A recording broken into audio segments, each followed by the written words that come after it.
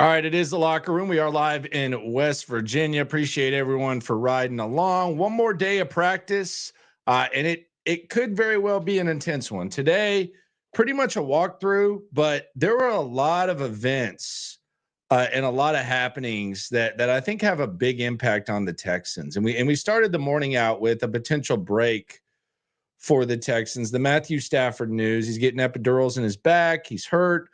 Don't know if he's going to be able to go. Texans obviously faced the Rams in week 1. In week 2, they got Tampa Bay, and it looks like their all-pro caliber left tackle Tristan Wirfs is going to be out. So the defense that we've talked about and the strength of this team, the superpower, the straw that stirs the drink, all that we've talked about, it's getting breaks in the form of games that were looked at as a couple of the tough ones on the schedule.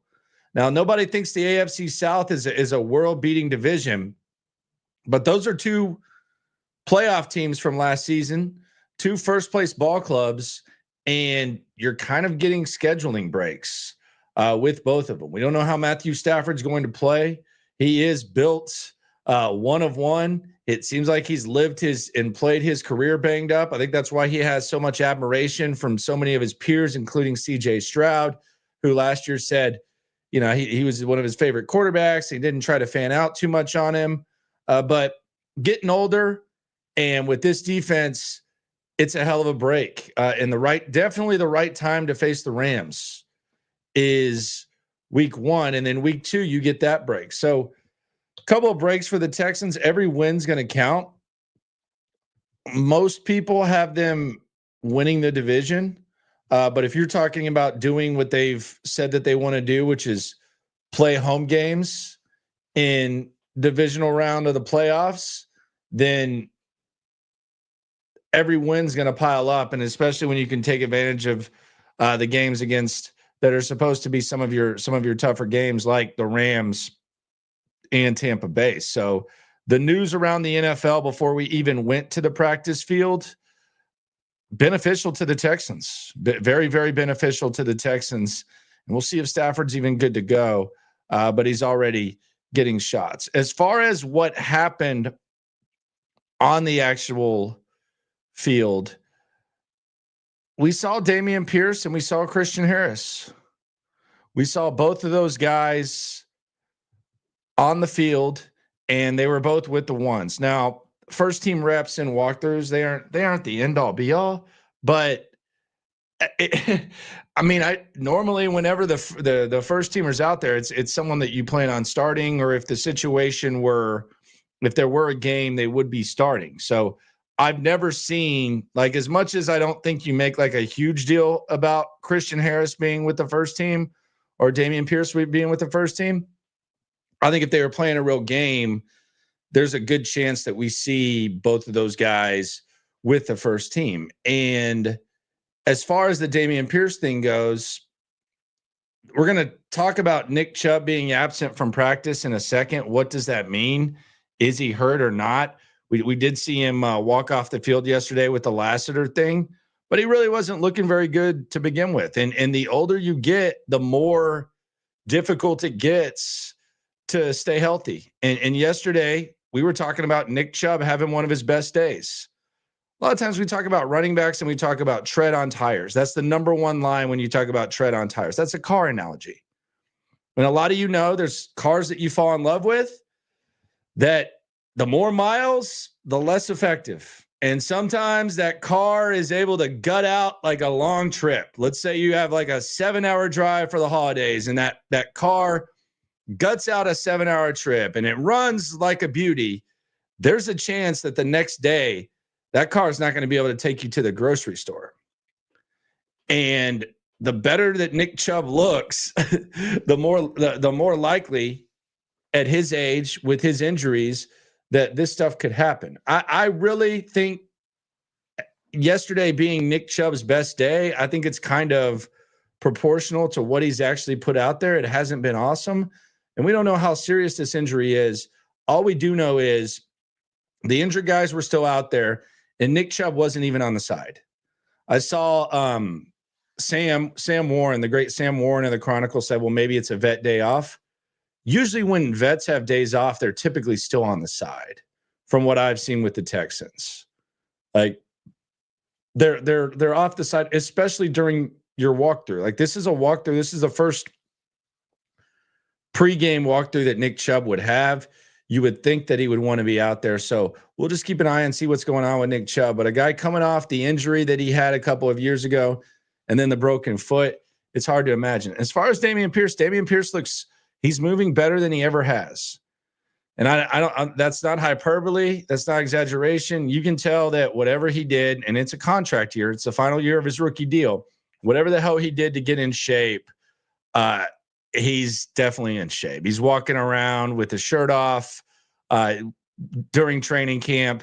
He's moving around. He's moving quickly, and he looked the part. I mean, he looked the part of, I don't want to say like a good starting running back, but he looks better than anything else that they've had at this point, even in the walkthrough and even in just the way he was moving around. Woody Marks is a different type of back. Woody Marks has looked awesome when it comes to catching the rock. But as far as just like a back, Dameon Pierce looks more the part than Nick Chubb does, just through these eyes. Christian Harris, when they had the 3 linebacker set, he was in, which, I mean, I don't know that that's like a massive surprise, because I think most people would agree that when he's healthy, even in the limited time that we've seen him, he's a better linebacker in this system, or really maybe in any system, than EJ Speed and Hansen. So we saw him in the traditional linebacker sets. Then when they were in nickel, there were some times where he was actually in for Henry To'oTo'o, which I think he's a better player than Henry To'oTo'o too. And I could see that being the case. I could see it being kind of a platoon. Now, To'oTo'o is obviously more reliable, but when it comes to just being a physical freak, Christian Harris is that guy. And I look forward to seeing what that looks like. And if you see it, and I put the video out, he just he just looks like what you want a linebacker to look like. So these are 2 guys back on the field with the ones. I don't anticipate them playing on Saturday. They got to go through like a real practice first, which is probably what we'll see tomorrow. But tomorrow, I anticipate this practice being extremely intense, because I think the guys who aren't going to play on Saturday, like the 1s and 2s, I think that we're going to get a look at those guys, and they're probably going to crank it up a little bit more. And we'll see what happens with Dameon Pierce and Christian Harris, 2 guys who I don't know what Dameon Pierce really will add at his best. I do think it's better than Nick Chubb, but I don't think Nick Chubb has much left in the tank. And then Christian Harris, I think that he adds a hell of a lot. Both these guys are in contract years, so they need good years as well. On the super chat, Jacob Hyatt says the Nick Chubb injury is a shame. I heard he was leading the Texans in after tackle yards in training camp. He knows how to run after the play. There is no doubt about that. Absolutely no doubt about that. Rich Boy J asks, is Woody Marks our James White? I don't know. That's kind of tough. I mean, would maybe be a little bit dramatic. McChunky says there was a bad take. Which one? You got to elaborate on that. I hate the line bad take now. Just disagree with what's being said. That was a bad take. That's a lot of people say that. But I mean, not that I'm above having them. But bad take, don't know what that means, sir. Just use your words. Like I say to my 2-year-old, soon to be 2-year-old, just use your words, man. I don't know what bad take means. Oh, he's responding to someone in the chat. Still, just let him know. Let him know what the bad take is, McChunky. But I still love you, dude. They're starting Pierce. Mike Bull says this might be the bad take. You might be right on this, actually, McChunky. This was a bad take. I would think they're starting Pierce and Harris for trade bait. I think trading Dameon Pierce would be kind of a mistake right now with the state of this running back room. Like, you don't know if Joe Mixon's healthy. Now, in fairness, you don't know if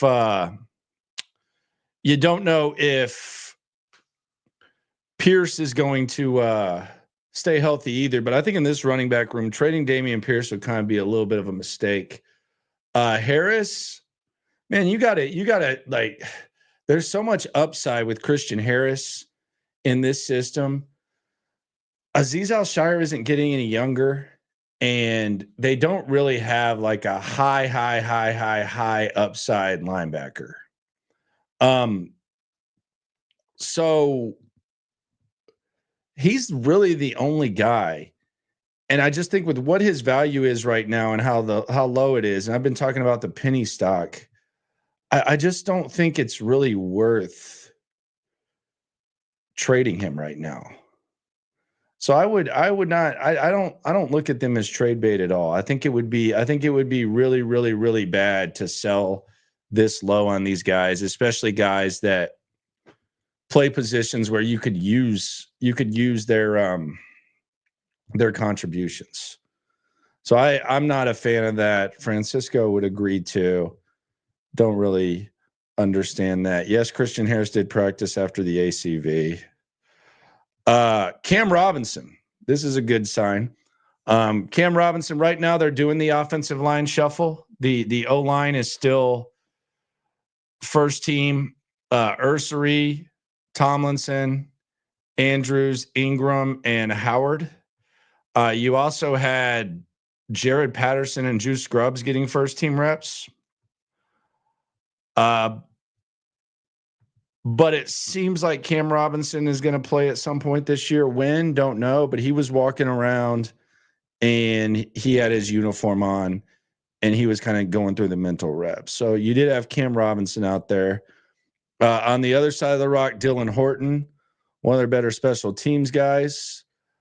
Dylan Horton was jogging around and backpedaling. So I got to anticipate eventually he gets on the practice field. So the injuries that they've had, they've been pretty fortunate. Now, Johnny Johnson, I think he was in a sling. He's one of those guys they'll release and he'll probably be right back. They did sign Quintez Cephas as I'm sure just a body for Johnson. But Johnson's one of those guys who they probably just don't clear out the locker and he ends up right back. But they got Cephas just as a body. Nick Chubb, not there. Don't know what it means.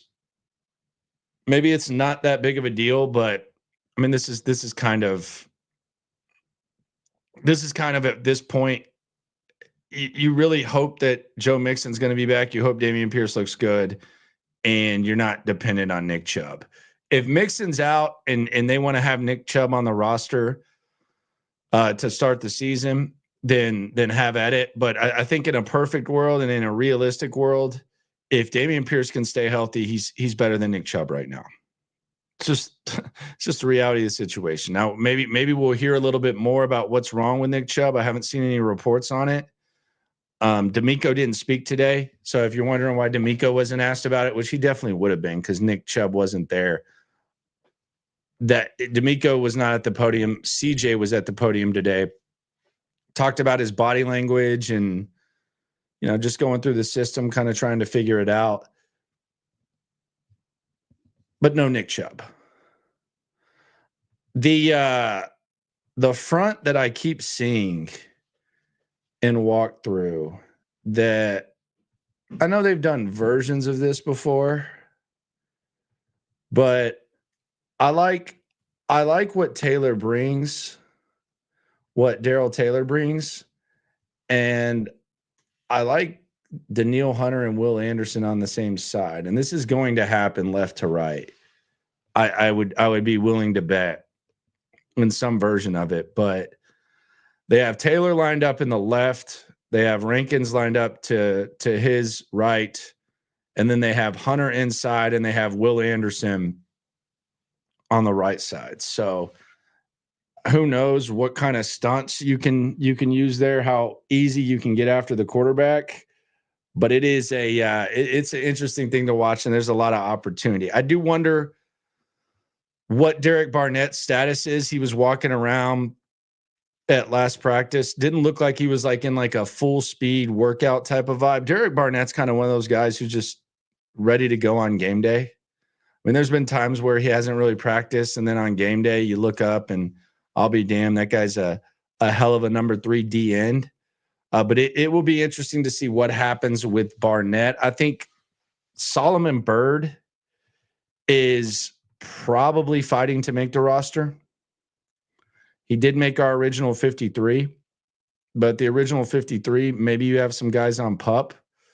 But as you're watching these guys, I would say guys that are fighting to make the roster in the preseason, Solomon Byrd, who the coaches like a lot. It's just Dylan Horton's. They probably think Dylan Horton's a better player than Solomon Byrd at this point. Both play special teams.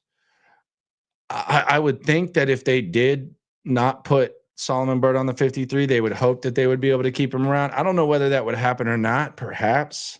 I don't think the league's like dying to have him, but I think Solomon Byrd is one of the guys that are realistically fighting to make the roster. And the reason I'm using the word realistically is because there's some guys who, yeah, you can go have an awesome performance, but you're not going to make the 53.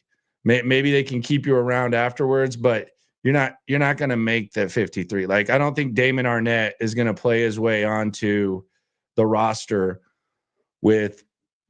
based on what he does in preseason. I don't know that Yeast, who I like, is going to play his way onto the roster. I don't know that Mechie could play himself onto the roster. Like Xavier Johnson, I think he's going to have a good preseason. Like he's got some good chemistry with the backup quarterbacks. I don't think he can play his way onto the roster. So when I say guys realistically fighting to make the roster, I'm talking about guys who could actually do it and will make it interesting for the coaching staff. We'll get more into some of those guys in a sec, live from West Virginia. First, let's talk a little BobTac. BobTac.com.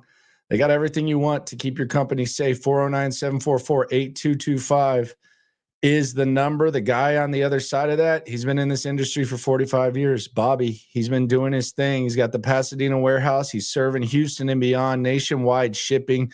But it's going to be free locally, and they're going to take it to you, and they're going to stay in touch with you and help you through the process and keep your company safe and get you everything you need. Safety supplies, PPE, spill control, trucking, maritime, gloves, FR coveralls, protective clothing, all that, they got you covered. If you worked in the chemical plants, trucking, on the dock, if you need some stuff at the house, they can even look out for you. It's locally owned and operated. If you don't see it on the website, they'll be able to find it for you. No AI, no BS, just a good local business looking out for local businesses and keeping them safe. Shout out to BobTac for helping us get out to West Virginia in this old school Airbnb in this nice West Virginia town. BobTac, 409-744-8225.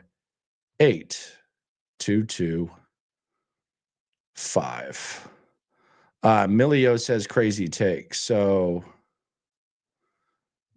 if you say crazy take, I'm going to have to read it. And then I'm going to see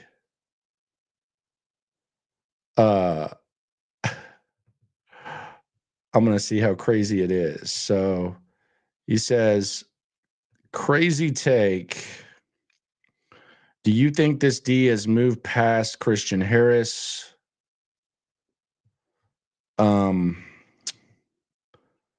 Like him being hurt for so long, put him on the outs. Maybe he can get us a better running back.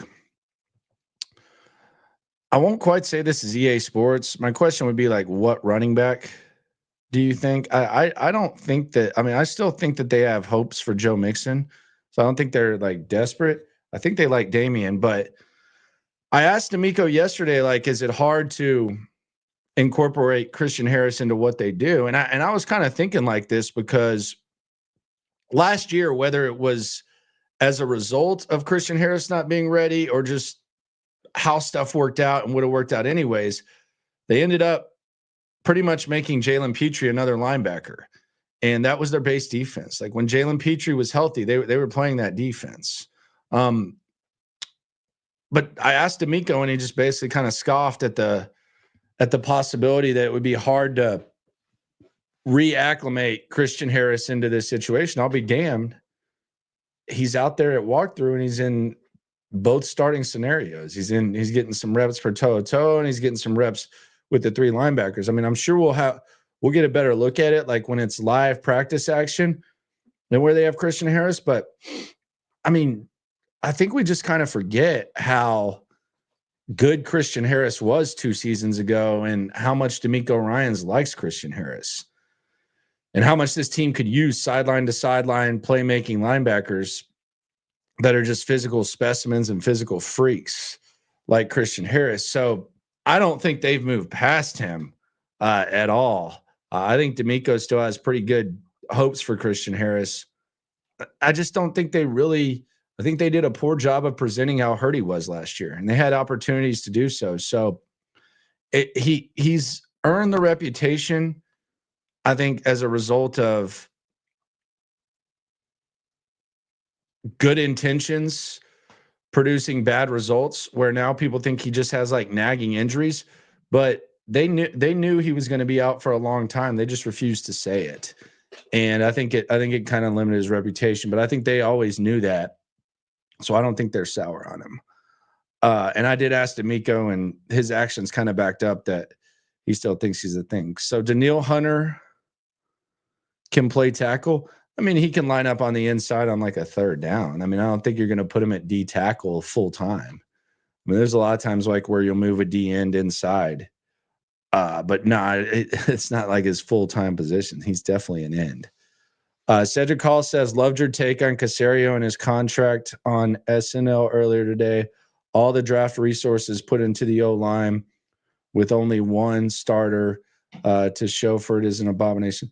Yeah, and I think Caserio is going to eventually get re-signed. I don't think you move on from Nick Caserio. I don't think the offensive line, unless there's just like a complete travesty, is a fireable offense.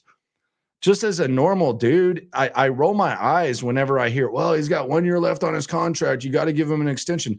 I understand from a player's perspective because there's a salary cap. Sometimes you want to get proactive. So players have gotten smart where once they know they're eligible in a dangerous sport like this, they decide that they want to hold out or whatever. So I get it from that.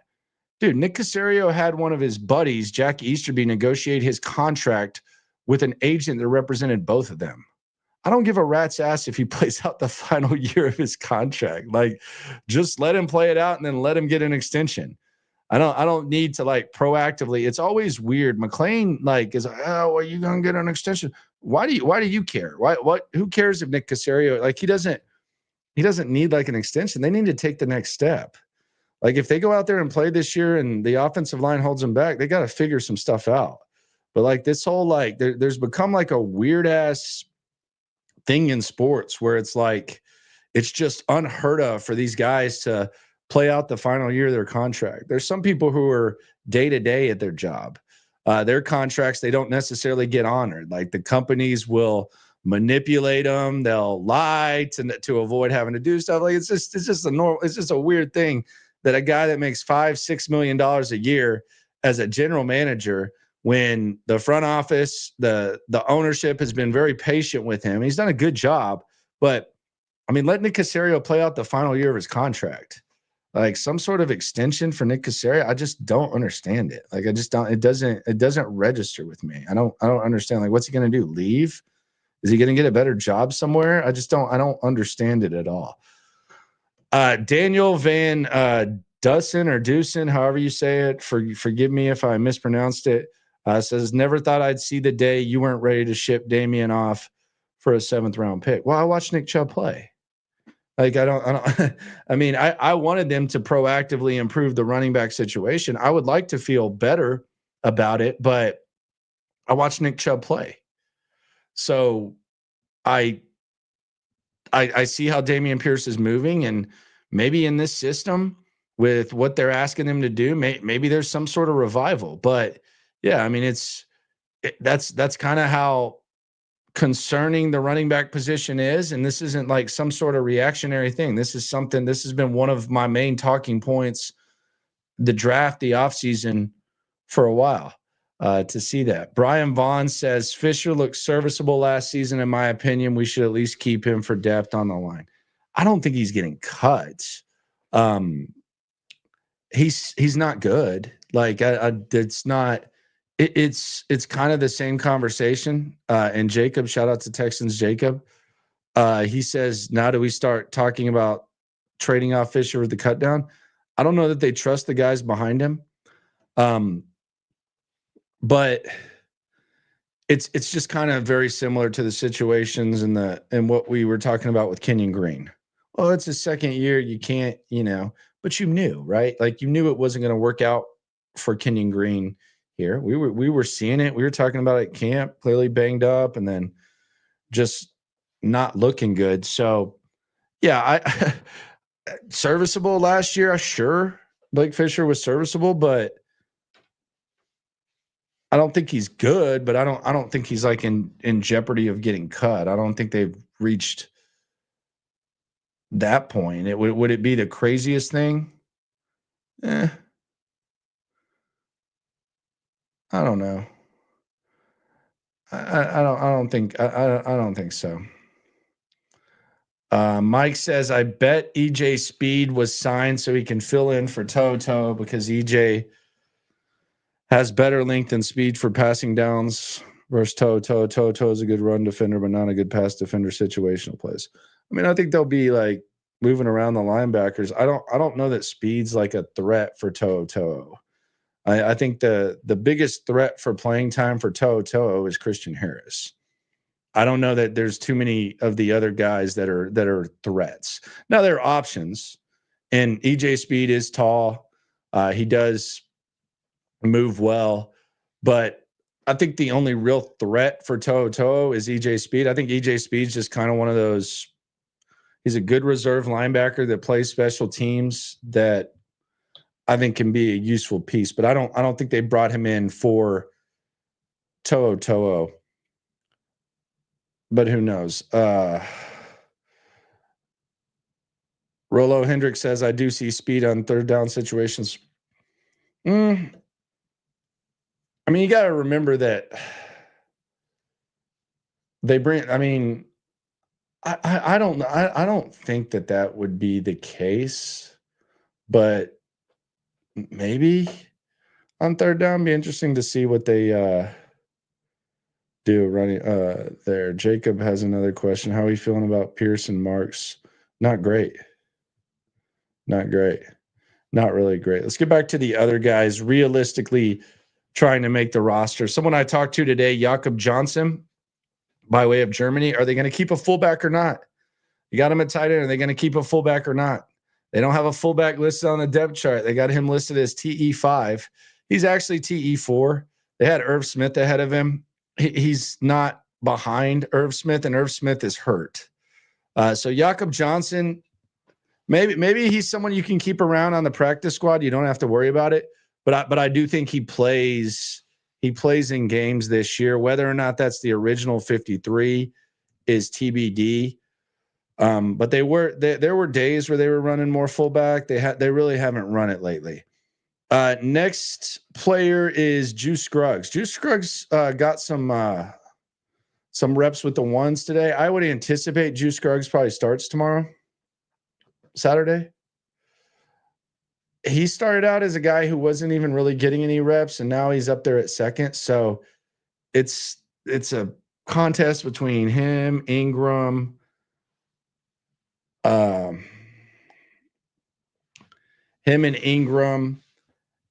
the other backup interior guys, Jalen Thomas. I want to see what this looks like in a game, because I do think that if Juice Scruggs performs well, they're going to lean his way because he has a little bit more versatility. He can play all three interior positions and has at certain points. I do think they look at him as a better guard right now, and he's done okay for himself. And he could play his way on this roster, but it's not like the safest roster spot for him. Next one, it looked like early on, this guy was kind of a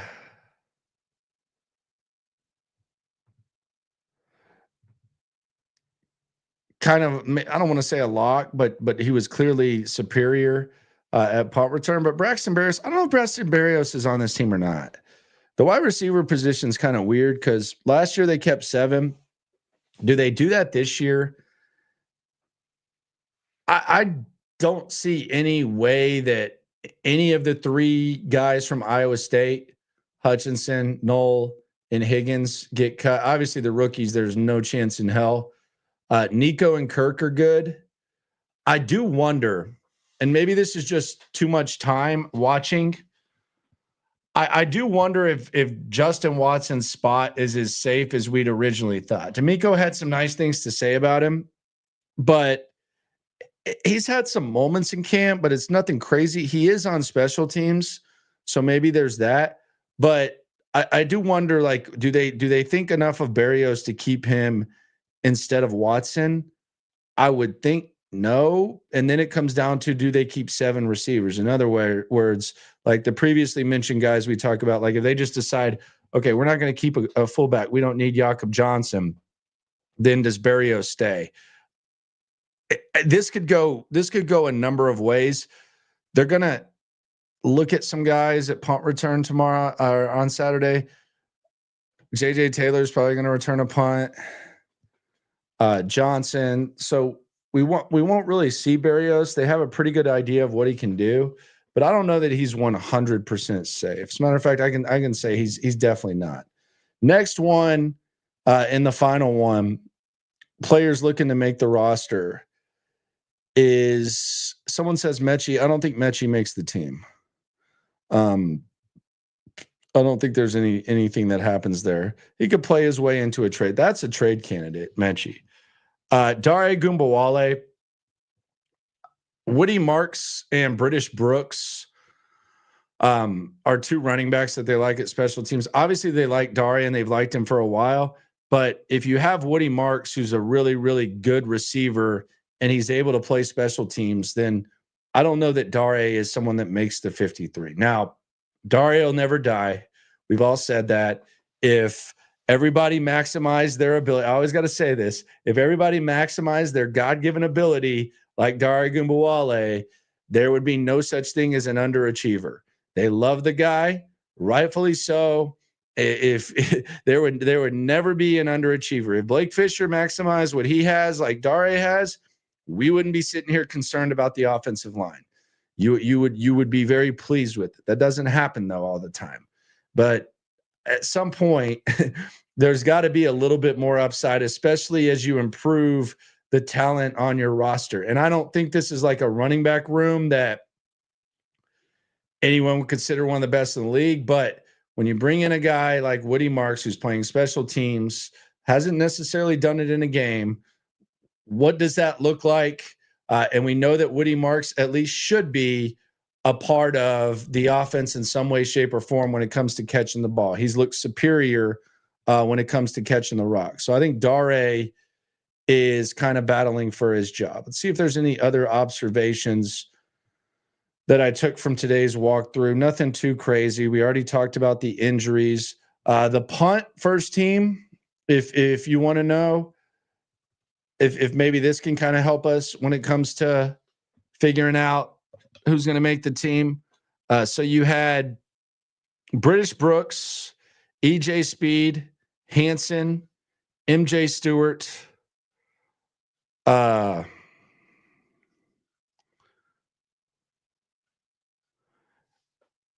Osai, Tremont Smith, D'Angelo Ross, Brevin Jordan. Someone asked a question about Brevin Jordan. Brevin Jordan's a very good special teams player. He's turning into a really good special teams player. So you had him out there as well. and that was really, and then you had Woody Marks with the second team. Christian Harris was out there, Henry Toto, Stover, and you had Jamal Hill. So just guys to look at when it comes to the special teams. On the chat, Mike B asks, "Be real, Landry." Why wouldn't I? What does that mean? Be real. How has Brevin Jordan looked? Why would I lie about that? He says, "I think he's fully healthy. He's a very viable pass catching tight end for 11 personnel." He looks good on special teams. There's times where he looks pretty good on offense. He had a big drop the other day on CJ's best play, and he's had some good catches as well. I mean, he looks fine. I don't know that he's like your primary guy in any area, but he's a very useful player, and he's a good fourth down player. I mean, he's actually done a really good job of developing into a good special teamer. I mean, I think he's going to be on for most of the first team special team units. I don't think he's going to be on field goal, but I think as far as punt and kickoff, he's there. So he looks fine. He looks athletic, and he seems to have a good perspective, but I don't think he's like a